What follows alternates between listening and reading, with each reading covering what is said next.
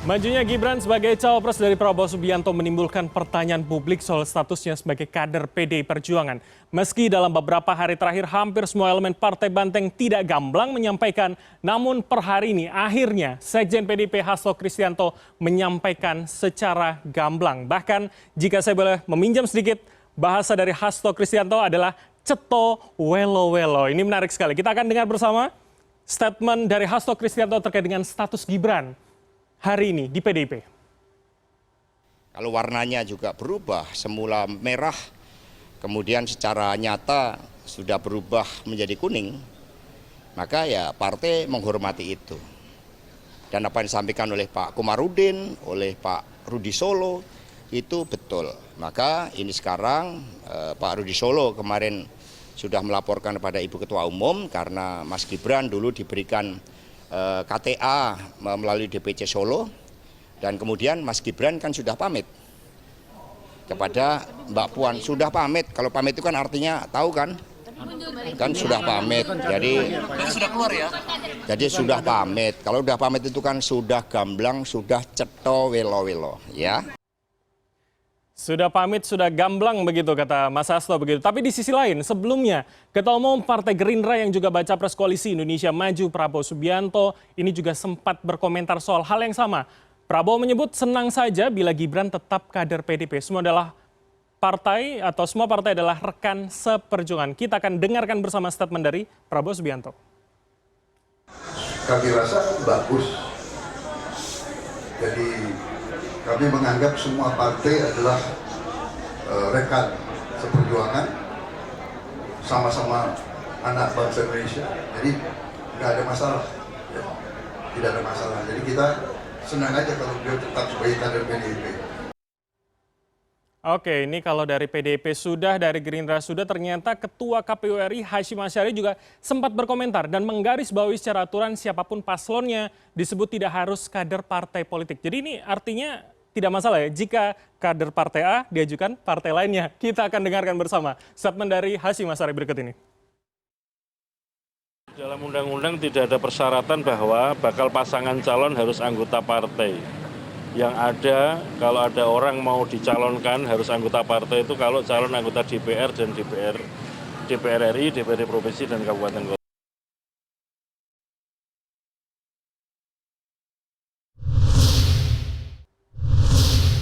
Oke, pertanyaan sudah terjawab. Jadi kalau memang sudah bukan kader, ini pertanyaannya adalah dikeluarkan atau mengundurkan diri. Nah, apakah juga ini kemudian akan berdampak pada suara Ganjar Mahfud di Jawa Tengah dan pemenangan seluruh Indonesia? Kami akan membahasnya. Pertama, sudah hadir di studio Mas Bawono Kumoro, peneliti dari Indikator Politik Indonesia, telah bergabung bersama kami di studio, dan juga yang tersambung melalui sambungan luar studio ada politikus PD Perjuangan Bang Masinton Pasaribu. Selamat malam, Abang. Ya, selamat malam, Bung. Oke, saya akan langsung ke Bang Masinton dulu. Sebelum kita bahas dampaknya, apakah kemudian Jawa Tengah ini mengkhawatirkan atau tidak, saya akan tanya, jadi ini statusnya itu dikeluarkan atau kemudian sudah mengundurkan diri Bang Masinton untuk nama Mas Gibran? Keputusan partai kami yang sudah diumumkan oleh Ibu Ketua Umum, Ibu Haja Megawati Soekarno Putri, bahwa PDI Perjuangan mengusung pasangan calon presiden dan calon wakil presiden Pak Ganjar dan Pak Mahfud MD. Maka di luar itu, ya itu bukan lagi urusan PDI Perjuangan, begitu. Oke, tapi kenapa kok rasanya dari beberapa waktu yang lalu kami menanyakan ke semua elemen PDIP, pimpinan DPP, rasanya semua itu menjawabnya halus saja, tidak clear ini dikeluarkan atau sudah mengundurkan diri begitu Bang Masinton? Ya otomatis kalau tidak tegak lurus dengan garis keputusan partai politik, maka ya dengan sendirinya terremove gitu loh. Oke, ini otomatis. Jadi kita nggak perlu bahwa dalam aturan organisasi kami itu di ADART ya diatur tentang minimum sanksi dan maksimum sanksi. Nah, ada yang secara terbuka dan juga ada yang secara tertutup begitu. Jadi tidak segala hal itu harus dipublish. Yang penting dalam aturan organisasi kami, aturan mainnya itu jelas. Oke, walaupun Sekjen Anda mengatakan sudah ceto welo-welo begitu ya, ini kan kalau orang Jawa bilang gamblang banget begitu loh. Oke, Bang Masinton, sebelum saya ke Mas Bawono, saya ingin nanyakan, jadi kekhawatiran soal kemudian Jawa Tengah kandang banteng ini akan pecah karena keluarga Pak Jokowi sudah ke Pak Prabowo itu gimana PDIP? Ya, jadi pemilih PDI Perjuangan itu ya adalah pemilih yang dia ikut dengan keputusan partai bahwa pemilih PDI Perjuangan itu percaya dengan garis ideologi dan keputusan yang dikeluarkan oleh partai, itulah yang terbaik buat rakyat, seluruh rakyat Indonesia, bukan hanya buat diri sendiri, kelompok sendiri atau keluarga sendiri, tetapi itu adalah keputusan buat seluruh rakyat. Jadi, maka ya sampai saat ini survei di PDI Perjuangan di Jawa Tengah, di Jawa Timur dan berbagai daerah relatif stabil begitu. Jadi tidak takut tidak ada kehilangan Jokowi efek begitu Bang Masinton? Akan berpindah yang kemarin milih Pak Jokowi tidak di PDIP dan Mas Ganjar lagi begitu? Iya, kami percaya bahwa pemilih-pemilih Pak Jokowi itu ya adalah kontribusi besar juga dari PDI Perjuangan. Dan kami yakin bahwa para pemilih PDI Perjuangan ini ya dia ikut dengan keputusan dari partai seperti itu. Oke, baik. Percaya pada PDI Perjuangan lah. Oke, percayanya kepada PDI-nya ya begitu. Oke, saya tanyakan ke Mas Bawono, gimana survei Anda setelah capres dan cawapres kemarin, apakah kemudian jangan-jangan Jawa Tengah bukan dominasi Ganjar Mahfud lagi, Mas Bawono? Iya, terima kasih Mas Bram. Pertama, menarik untuk mencermati sikap PDIP ya terhadap pencalonan Mas Gibran sebagai cawapres bagi Pak Prabowo. Saya melihat baik PDIP maupun Pak Jokowi tampak sangat berhati-hati, sangat berhitung betul secara kalkulasi politik.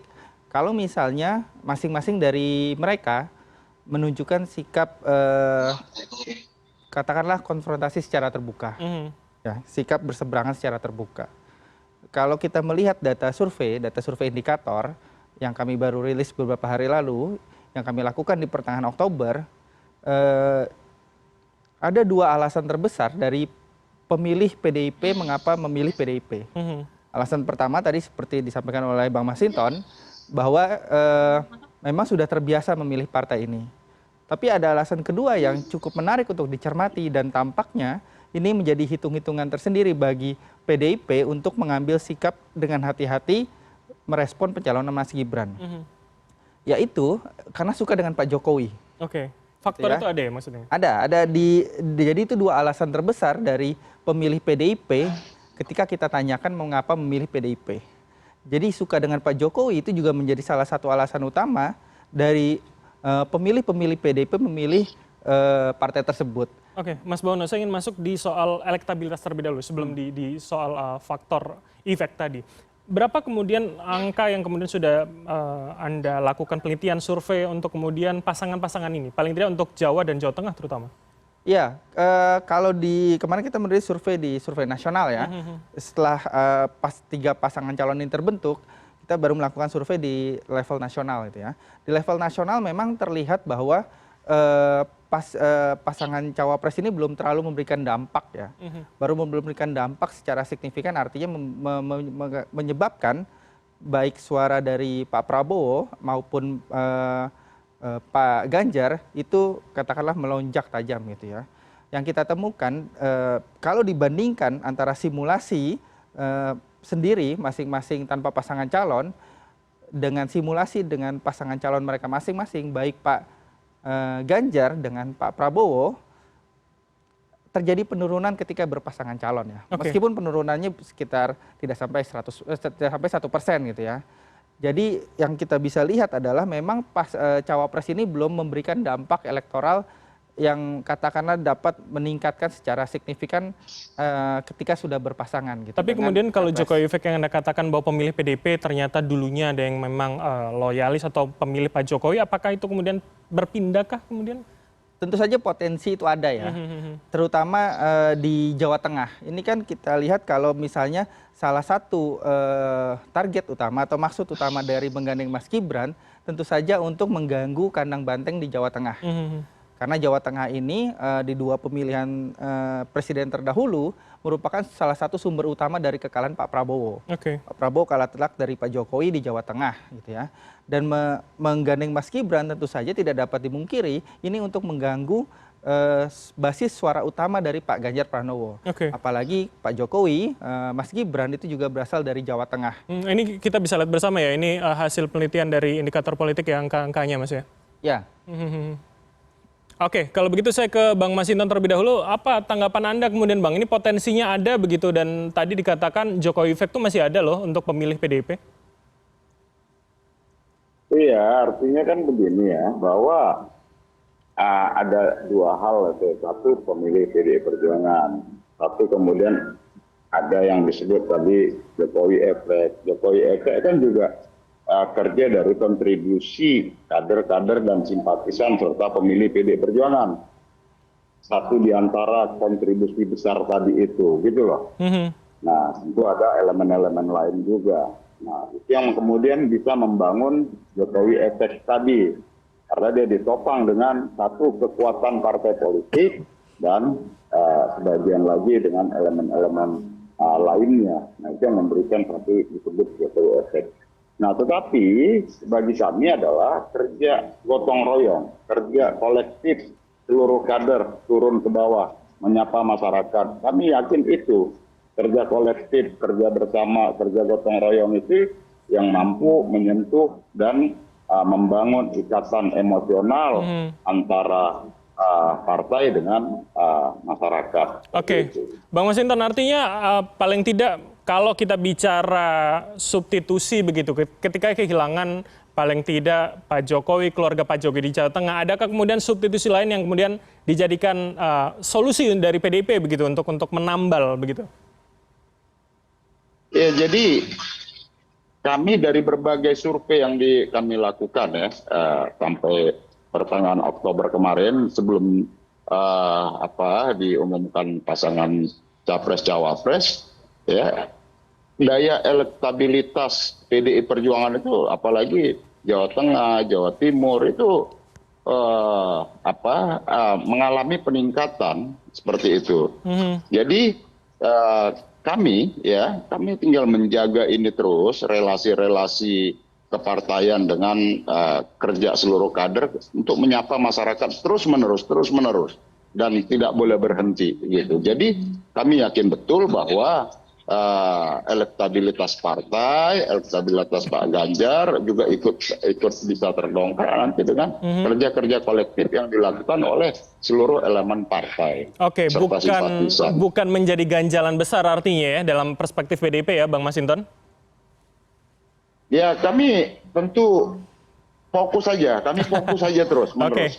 Kami tidak ada terganggu harus memikirkan si A nyapres, si B nyapres, mau cawapres apa. Kami fokus dengan PDI Perjuangan, kami fokus dengan Pak Ganjar dan Prof Mahfud. Itu yang kami sampaikan ke masyarakat. Karena kami juga punya tanggung jawab moral dan tanggung jawab politik untuk menjaga pemilu ini tetap berlangsung secara demokratis, bisa menjaga kemajemukan di tengah-tengah masyarakat Indonesia dan memastikan ya kita bisa menghadirkan kepemimpinan yang efektif melalui pemilu ini ke depan. Oke, ini sikapnya agak terabaikan begitu ya rasanya. Saya ke Mas Bawono lagi. Jadi Mas Bawono sebenarnya seberapa penting kemudian kalau Anda katakan ada Jokowi effect, memang pemilih memilih berdasarkan apa yang kecondongan Pak Jokowi pada capres tertentu kah atau seperti apa hasil survei Anda? Kalau kita lihat memang di survei yang periode pertengahan Oktober ini, 16 sampai 20 Oktober, ketika kita tanyakan kepada publik calon presiden mana yang menurut Anda memperoleh dukungan dari Pak Jokowi, memang sudah terjadi pergeseran gitu ya. Kalau di survei-survei terdahulu, Pak Ganjar masih dipersepsikan sebagai calon presiden yang lebih didukung oleh Pak Jokowi. Tapi ketika kita melakukan survei ini, di saat nama Mas Gibran mulai semakin disebut sebagai cawapres Pak Prabowo, itu mulai terjadi ada pergeseran bahwa Pak Prabowo lebih dipersepsikan sebagai calon presiden yang didukung oleh Pak Jokowi. Artinya besarannya masih samakah yang kemudian berpindah apalagi dengan dinamika MK dan segala macam kemarin? Ya, tentu saja ada menimbulkan rasa ketidaknyamanan ya, paling tidak baik di PDIP maupun di Pak Ganjar Pranowo, baik di Jawa Tengah terutama. Jadi ada rasa ketidaknyamanan ketika Mas Gibran maju sebagai bakal calon wakil presiden bagi Pak Jokowi. Jadi rasa ketidaknyamanan untuk lebih mudah memenangkan atau menguasai Jawa Tengah itu kini dihadapi oleh PDIP dan Ganjar Pranowo. Suka tidak suka itu dirasakan selama 110 hari ke depan nanti di menjelang 14 Februari 2024. Oke, Mas Bawono, terakhir untuk Anda, salah satu poin dalam survei Anda yang menarik menurut saya adalah ketika pertanyaan apakah Jokowi harus netral. Bagaimana kemudian trennya begitu? Apakah memang orang hari ini sangat terdampak pada hasil MK kemarin? Ya, kalau dalam soal netralitas presiden gitu ya, publik masih lebih banyak yang mengharapkan Pak Jokowi bersikap netral gitu ya. Netral tentu kan itu harapan kita semua ya, harapan semua komponen bangsa bahwa memang presiden yang tengah menjabat itu bersikap netral. Netral dalam arti tidak menggerakkan jejaring kekuasaan, aparat birokrasi pemerintahan dan sebagainya. Jadi netral memang masih dominan diharapkan oleh publik bahwa Pak Jokowi ke depan dalam kontestasi pemilu ini meskipun putra sulung beliau Mas Gibran maju sebagai kontestan, harapan publik terhadap netralitas Presiden Jokowi itu masih tinggi. Oke, baik. Terakhir saya ke Bang Masinton kalau begitu. Jadi kalau tadi tadi hipotesanya adalah apakah kemudian kandang banteng tergerus, apakah kemudian soal netralitas itu jadi angin segar buat PDIP, Bang Masinton? Iya, jadi kami tidak ada khawatir tergerus ya. Gitu loh. Jadi kalau tadi disampaikan siapa kesannya PDI Perjuangan galau atau apa, nggak ada Mas. Jadi kita ini partai yang sudah teruji oleh waktu, ya, digembleng, bangkit, gitu ya.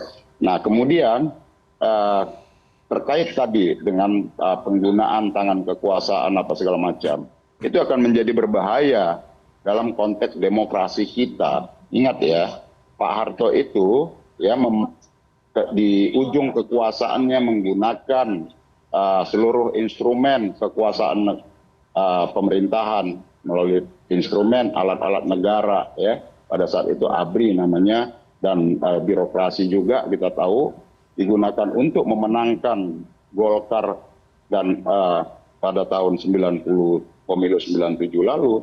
Tapi apa ya kemudian yang terjadi? Rakyat menolak itu.